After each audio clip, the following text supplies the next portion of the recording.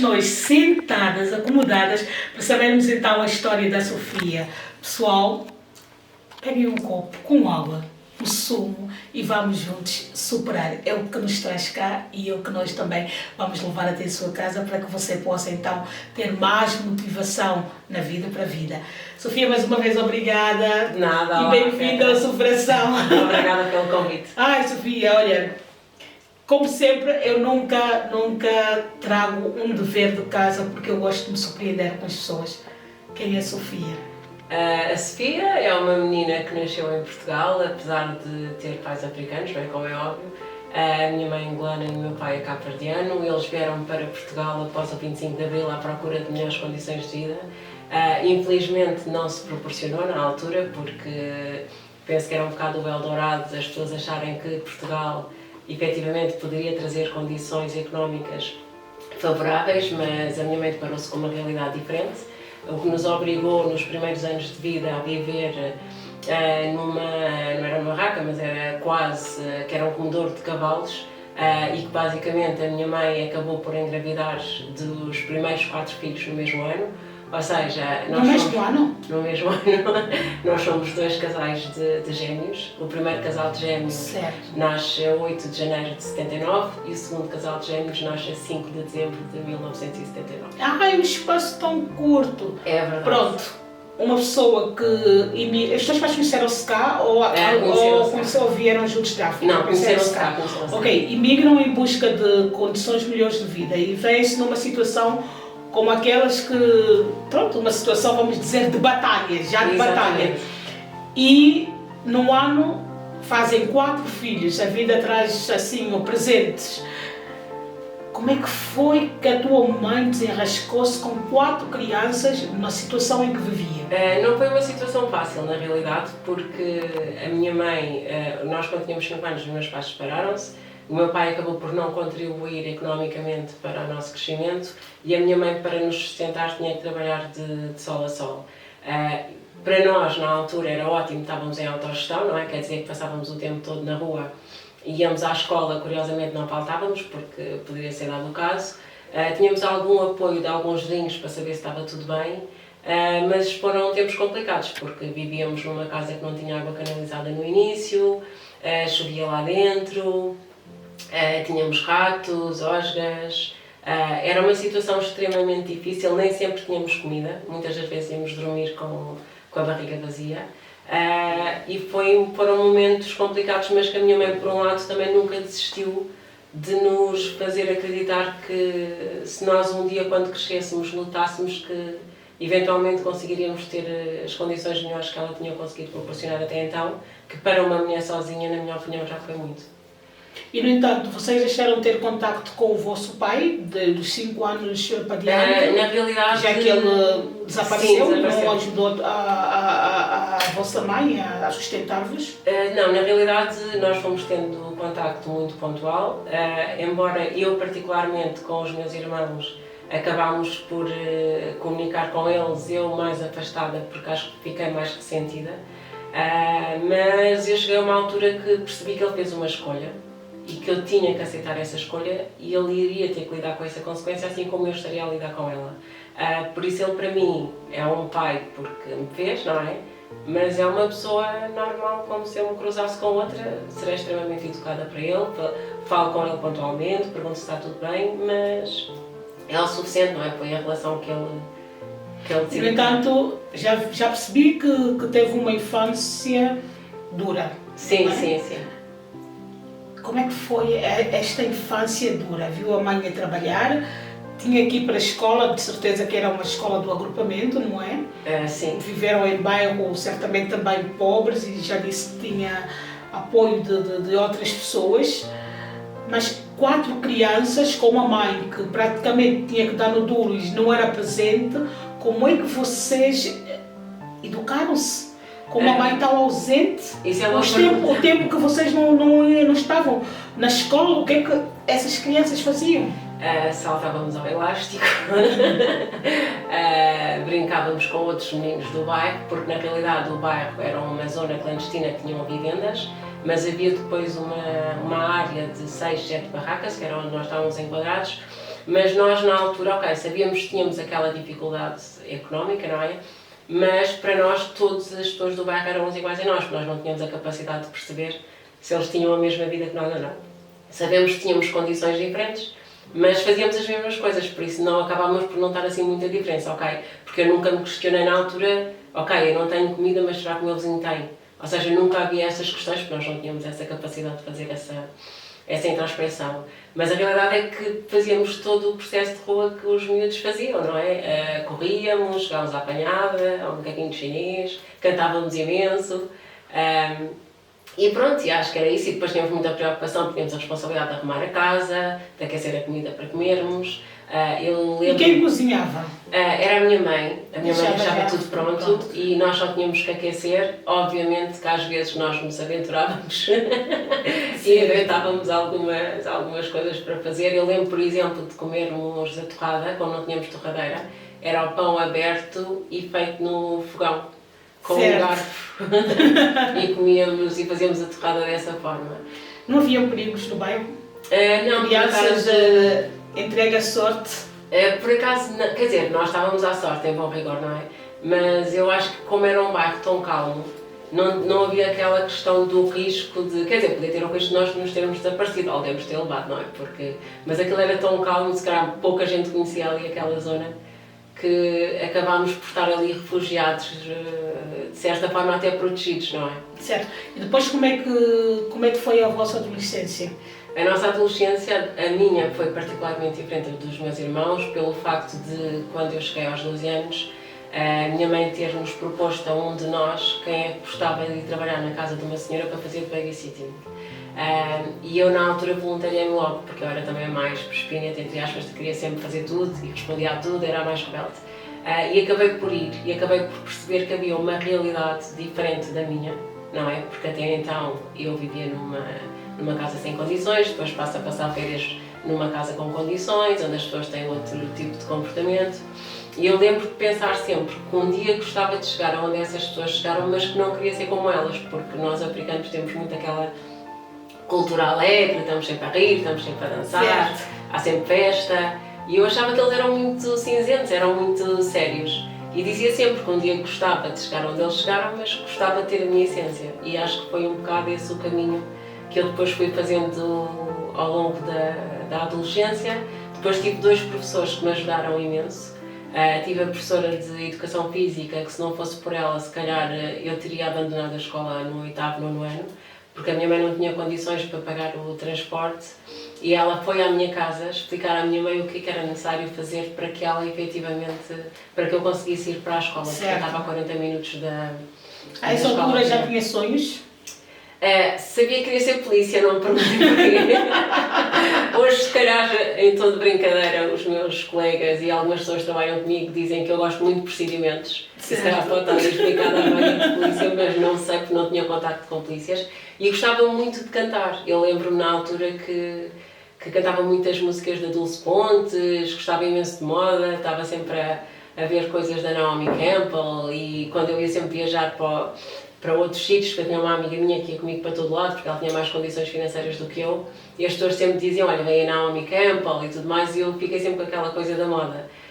Mas a realidade é que eu acho que, assim de uma forma resumida, foi uma infância dura no sentido de eu ter que crescer depressa, não é? Porque para conseguir as coisas tive que abdicar de outras, nomeadamente se calhar estar tão presente na minha família, porque à medida que nós vamos subindo, há coisas que vão ficando para trás, não é? Um deles o tempo e a relação que se vai criando, porque vão-se para outras áreas, mas eu acho que o resultado final é gratificante, porque eu acho que continua a ser a mesma Sofia. Independentemente de não ter tido consciência de que a infância devesse ser dolorosa, na vida adolescente e jovem, apanhou-se a chorar? Sim, tantas vezes, sim. Apanhava-me a chorar no sentido de perceber, por exemplo, que eu queria determinadas coisas e que não tinha ferramentas para a conseguir, nomeadamente até nem falo tanto de bens materiais, mas, por exemplo, questões de... Eu não tinha técnicas de estudo, não tinha muita cultura geral, era péssima em inglês, não é? Porque normalmente o inglês nós conseguimos ir aprofundando porque vai havendo uma cultura em casa também, não havia música em casa, no rádio, e nós nunca tivemos isso, então eu sentia que estava ligeiramente atrás face às pessoas que estavam comigo, mas eu acho que como sempre foi muito resiliente, acabava sempre eu sempre tive uma máxima que era maximiza o que dás e minimiza o que pedes. Certo. Eu tentava dar o máximo de mim para poder chegar a algum lado. E é aquilo que eu digo muito aos jovens que eu trabalho hoje, que é, eu acho que é muito importante as pessoas terem a capacidade de se descobrirem a si próprias, terem a sua autoconsciência e acreditarem em si e nunca pararem a meio do caminho. Mesmo que tenhamos que descer um degrau, sabemos que vamos voltar a subir, ter sempre essa preocupação de acreditar em nós e continuar a caminhada, porque parar é que é complicado, e eu acho que isso foi o que eu acabei sempre por fazer ao longo da minha caminhada. Muito bem, no entanto, depois teve que arranjar condições e continuar a perseguir então os seus estudos. Exatamente. E formou-se em quê? Ou licenciou-se em quê? Sim, eu licenciei-me em Assessoria e Gestão de Empresas.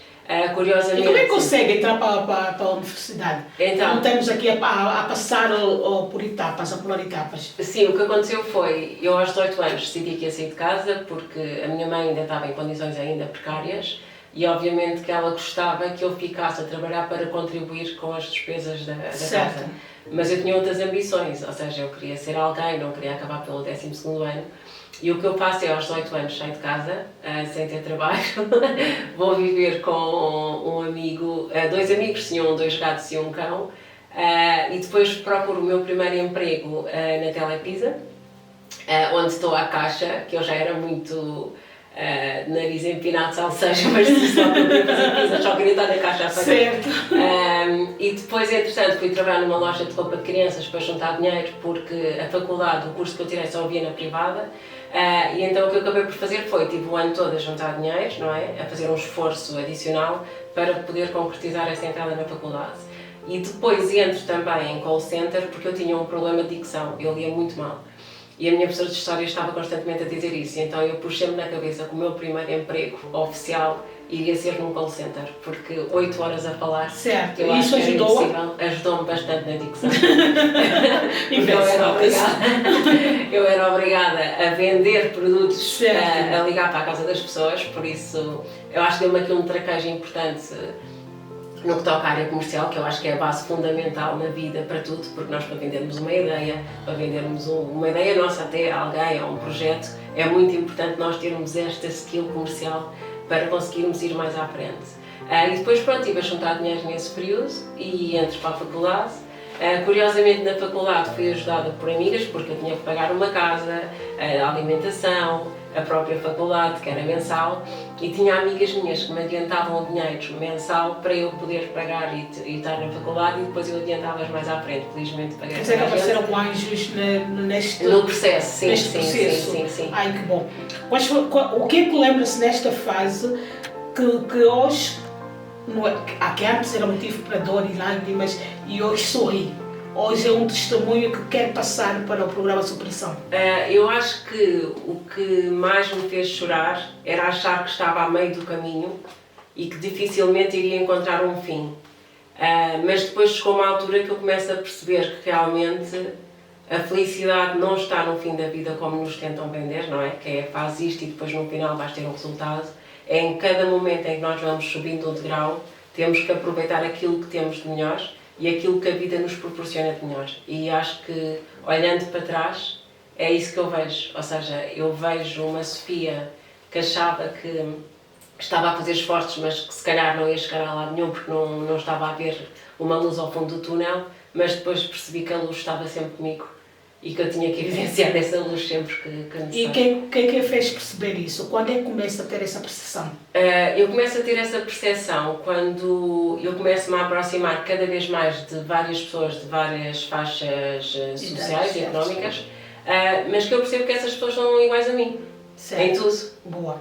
A única questão que tinham era mais dinheiro que eu não tinha, não é? Que era uma consequência da vida, independentemente da forma como a obtiveram, mas a realidade é que eu começo a perceber que elas tinham problemas, que elas também sorriam, que estavam motivadas ou desmotivadas, pessoas que tinham tudo e que não estavam felizes, e eu comecei a perceber que está aqui qualquer coisa que não estava a ter bem. Ou seja, a felicidade não é nós sonharmos que vamos ter mais dinheiro para podermos comprar isto e aquilo, mas sim termos o nosso propósito na vida e como é que nós achamos que esse propósito nos vai ajudar na caminhada. Mesmo que isso depois nos venha a trazer as coisas boas materiais, não é? Certo. Mas o fundamental está cá dentro.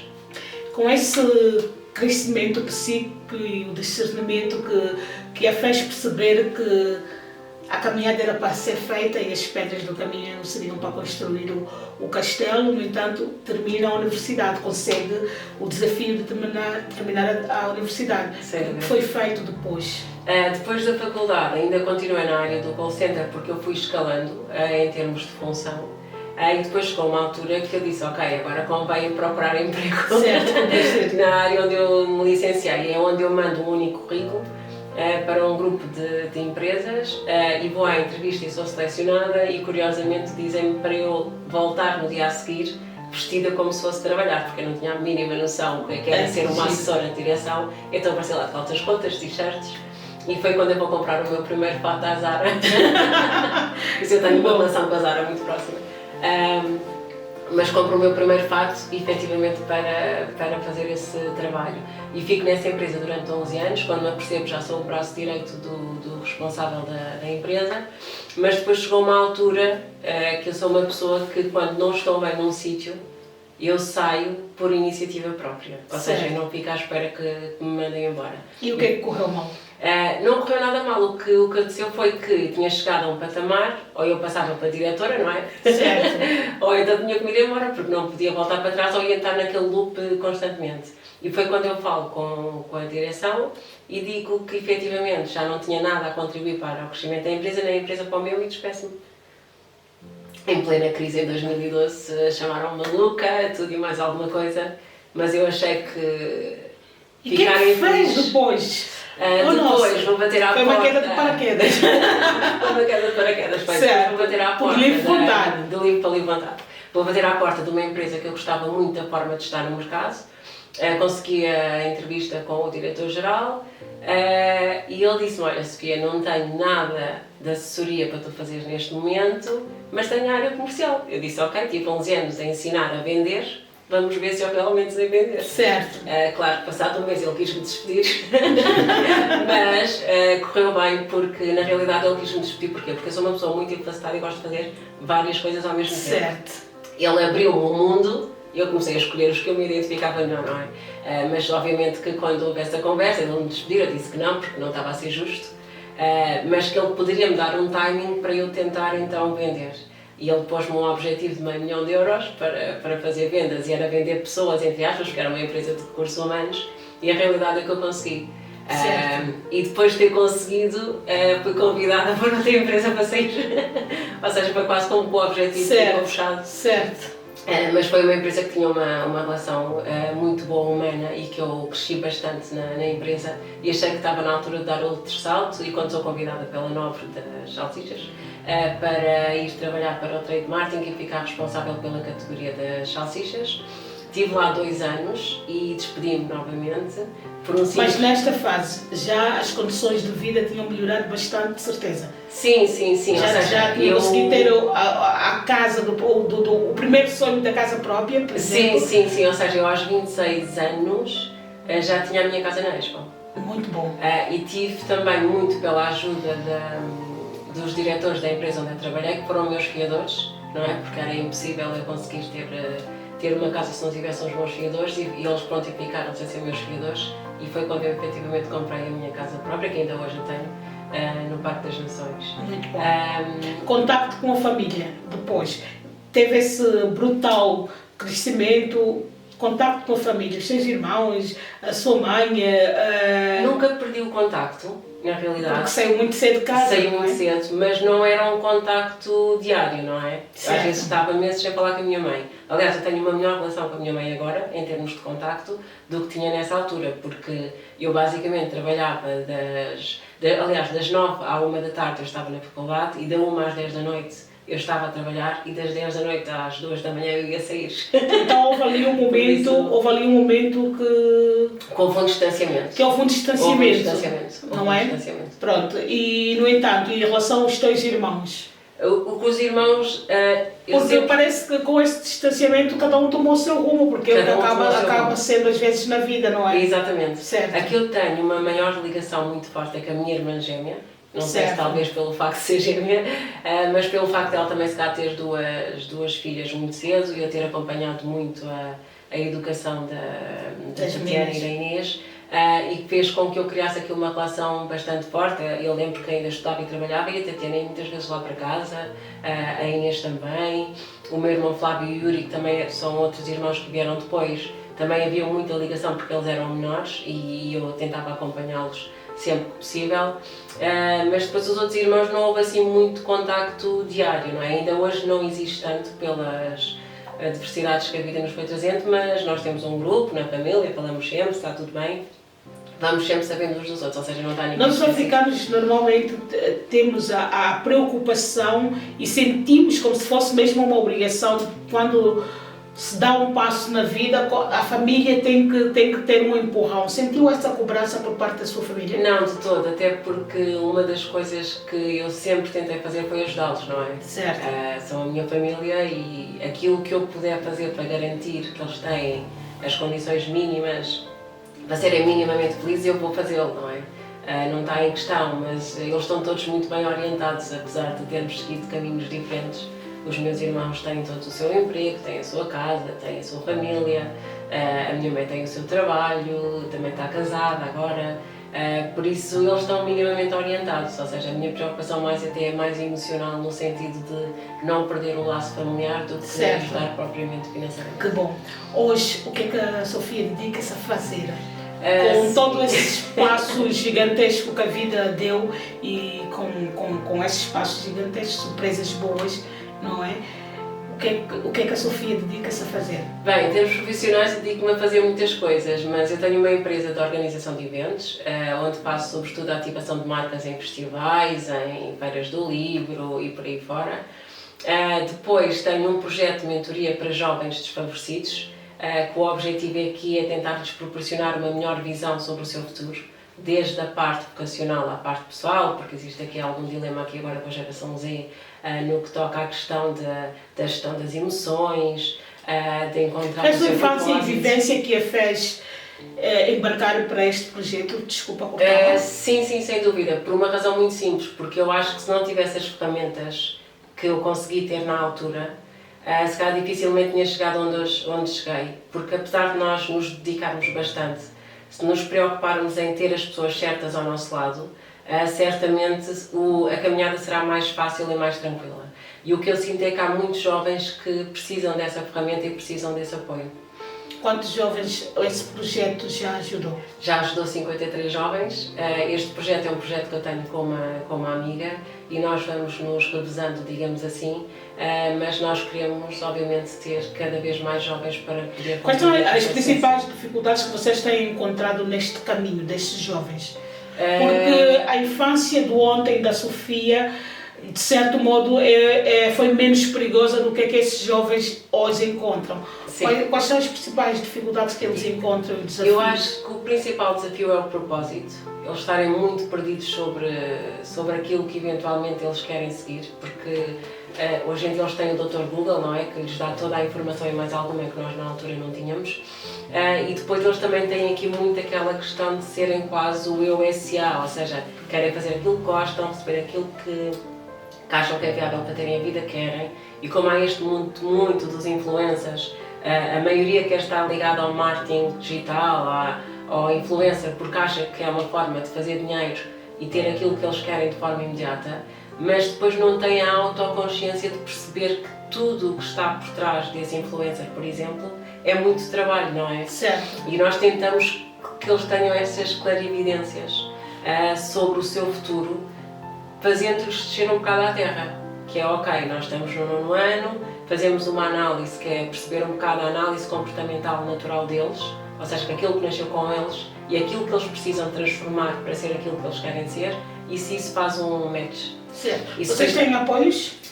Nós temos apoios, procuramos apoios, mas normalmente temos algumas empresas que já nos patrocinaram, mas a ideia aqui efetivamente é os padrinhos, que são as grandes marcas, poderem contribuir para que nós possamos ajudar cada vez mais jovens, não é? Porque por mais que eu quisesse fazer isto gratuitamente, existem custos que depois Claro. não são confortáveis, não é? Claro. Muito bem, estávamos a falar da sua empresa e eu, no entanto, sim, atropelei porque é tanta informação que... Mas eu não deixo passar nada. Não, a minha empresa basicamente faz a gestão da ativação de marca, faz produção de materiais, eu trabalho sobretudo com marcas multinacionais.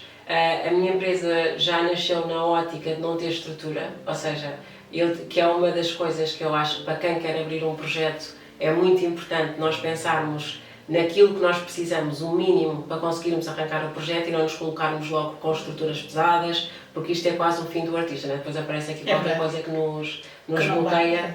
E eu criei muito este conceito, trabalho com muitos parceiros especializados no mercado, tento que seja a melhor qualidade-preço e tento vender esse serviço aos meus clientes. E depois, paralelamente a isso, tenho um outro projeto ainda que está muito aqui no segredo dos deuses, mas que eu posso agora revelar aqui um pouco, que tem a ver com uma plataforma que vai revolucionar a forma como está a ser feita os pré-diagnósticos na área da oncologia. É um projeto que está ainda a ser formado agora as equipas multidisciplinares, mas curiosamente já tivemos um parceiro que gostava de levar este projeto para Angola, por isso se calhar brevemente Angola também poderá beneficiar desta plataforma. E depois tenho um projeto pessoal que já é mais aqui sim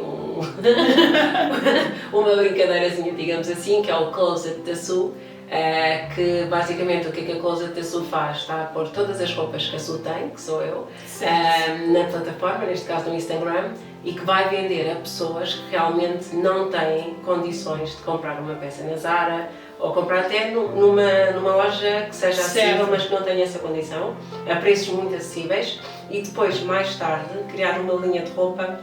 Muito bem, Sofia, é uma sonhadora e realizadora.